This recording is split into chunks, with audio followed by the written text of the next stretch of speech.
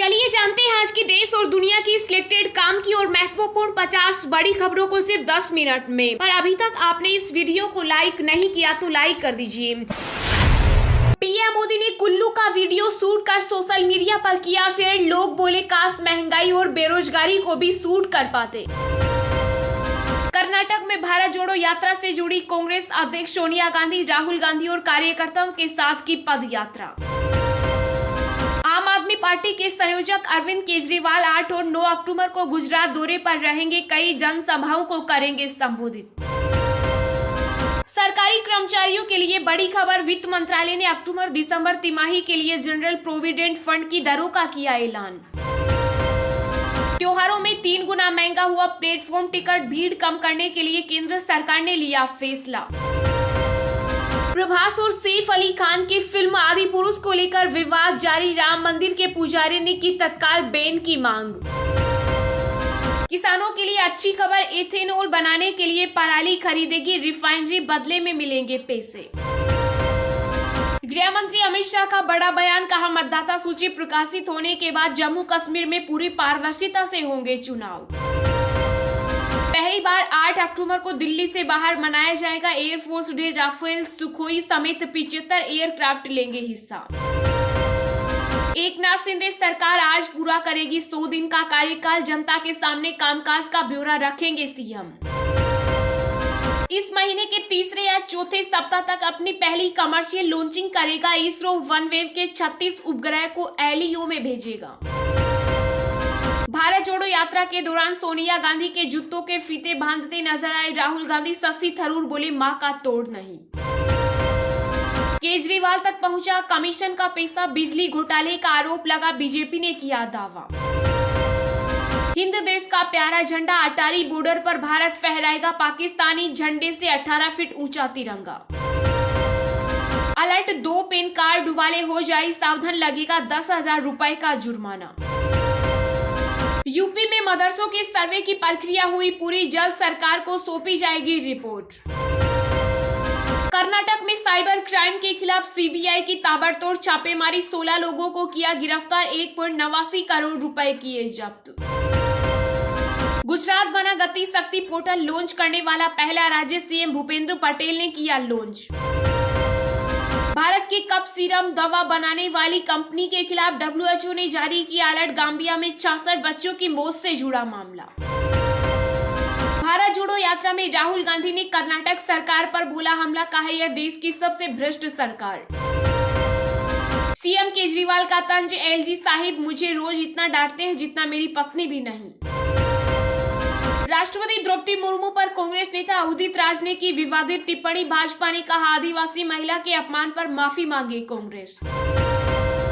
दशहरा दंगल में महाराष्ट्र के सीएम शिंदे का बड़ा बयान। कहा हिंदुत्व बचाने के लिए की बगावत। शिवसेना नेता उद्धव ठाकरे ने कहा कलंक हमेशा रहेगा। केंद्रीय मंत्री अनुराग ठाकुर ने की रक्षा क्षेत्र में हुए बदलाव की सराहना। कांग्रेस पर भी जमकर साधा निशाना। ओपीसी देशों के साथ मिलकर रूस ने खेला बड़ा दाव। खाड़ी देशों संग अमेरिका की कूटनीति हुई फेल। राष्ट्रपति जो बाइडेन को लगा बड़ा झटका। अमेरिका की कैलिफोर्निया से अपहरण। पंजाबी परिवार के 4 लोगों के शव बरामद। मृतकों में 8 महीने की बच्ची भी शामिल।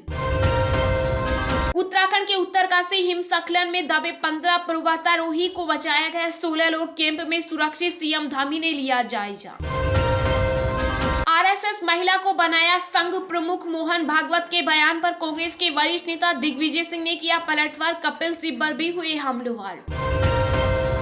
पंजाब पुलिस की बड़ी कार्रवाई। एडिशनल आईजी आशीष कपूर 1 करोड़ की रिश्वत लेने के आरोप में गिरफ्तार। एनिमेशन स्टूडियो ने आदिपुरुष के मेकर्स पर लगाया आरोप। कहा पोस्टर को किया गया कॉपी। दिल्ली शराब नीति मामले में राउज एवेन्यू कोर्ट ने मनीष सिसोदिया के करीबी विजय नायर को 20 अक्टूबर तक न्यायिक हिरासत में भेजा। चेन्नई में बिना ड्राइवर के चलेगी मेट्रो। भारत का पहला अनअटेंडेड ट्रेन ऑपरेशन जल्द होगा शुरू। मुकेश अंबानी और एंटीलिया को बम से उड़ाने की धमकी देने वाले शख्स को पुलिस ने बिहार से किया गिरफ्तार। समाजवादी पार्टी के संरक्षक मुलायम सिंह यादव को किडनी देने के लिए 3 सपा पार्षदों ने अखिलेश को लिखा पत्र। यूपी, बिहार और उत्तराखंड में भारी बारिश की चेतावनी, मौसम विभाग ने जारी किया रेड अलर्ट। मोहम्मद शमी सहित 3 क्रिकेटरों को दुर्गा पूजा और दशहरे की बधाई देने पर मिली धमकी, फतवा जारी कर रहा, जान से मार देंगे। महाराष्ट्र एटीएस ने कोर्ट में किया बड़ा खुलासा, पीएफआई के टारगेट पर थे जज और पुलिस अधिकारी, 4 स्टेज में होती थी ट्रेनिंग। राष्ट्रपति मुर्मू के बयान पर कांग्रेस नेता उदित राज के ट्वीट से मचा बवाल, राष्ट्रीय महिला आयोग ने भेजा नोटिस। संतों की पदयात्रा पर लगी रोक, यति नरसिम्हानंद गिरी को 3 दिन के लिए किया नजरबंद, अधिकारी बोले धारा 144 लागू। गुजरात में दांडी यात्रा निकाल रहे युवा राजस्थान को कर रहे बदनाम, सीएम अशोक गहलोत बोले यह बीजेपी की साजिश। पंजाब में लगे खालिस्तान के समर्थन में नारे तो आम आदमी पार्टी पर भड़के कवि कुमार विश्वास, बोले बस अपना एजेंडा पूरा करते रहो। केरल के पलक्कड़ जिले में भीषण सड़क हादसे पर पीएम मोदी ने जताया दुख, मुआवजे का किया ऐलान। विकास के लिए धन की कोई कमी नहीं, आप मांगते मांगते थक जाएंगे पर मैं देते देते नहीं थकूंगा, गहलोत। फेसबुक में बड़ी संख्या में होगी छटनी, 12,000 एम्प्लॉइज की जाएगी नौकरी, शेयर में गिरावट, रिपोर्ट। यूक्रेनी सेना ने खेरसन में 3 और इलाकों को रूस के कब्जे से कराया आजाद। Player of the month nominations का आईसीसी ने किया ऐलान, इन भारतीय खिलाड़ियों को भी मिली जगह। यूपी में बीजेपी के पूर्व विधायक संगीत सोम के विवादित बोल, कहा भविष्य में जरूरी होंगे शस्त्र वर्ग विशेष पर साधा निशाना। खालिस्तानियों को बढ़ावा दे रही आप सरकार, कुमार विश्वास के ट्वीट से मचा बवाल। स्वास्थ्य विभाग के पास अब पर्याप्त टीके, जारी रहेगा निःशुल्क टीका लगाने का सिलसिला। पहली बार 10,000 करोड़ के पार पहुंचा पंजाब का जीएसटी कलेक्शन, गदगद हुए केजरीवाल। सर्वसम्मति से पारित हुआ टीआरएस से बीआरएस करने का प्रस्ताव, केसीआर की राष्ट्रीय पार्टी महाराष्ट्र से शुरू करेगी राष्ट्रव्यापी विस्तार। पाकिस्तान को सताया आतंकी हमले का डर, देश के 4 प्रांतों में सुरक्षा व्यवस्था को लेकर शरीफ सरकार ने जारी किया अलर्ट। जयपुर पहुंची बीएसएफ की बाइक रैली, पंजाब से गुजरात जाएंगे बाइकर्स, इनमें 34 महिला और पुरुष। दुर्घटना दावे पर एससी ने कहा आय का आकलन करने पर न्यूनतम वेतन अधिसूचना पर भरोसा जरूरी नहीं।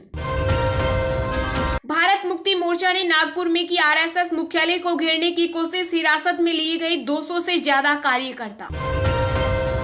नेताजी को बचा लीजिए, अखिलेश भैया मुलायम के लिए फूट फूट कर रोया, सपा समर्थक, दुआओं का दौर जारी।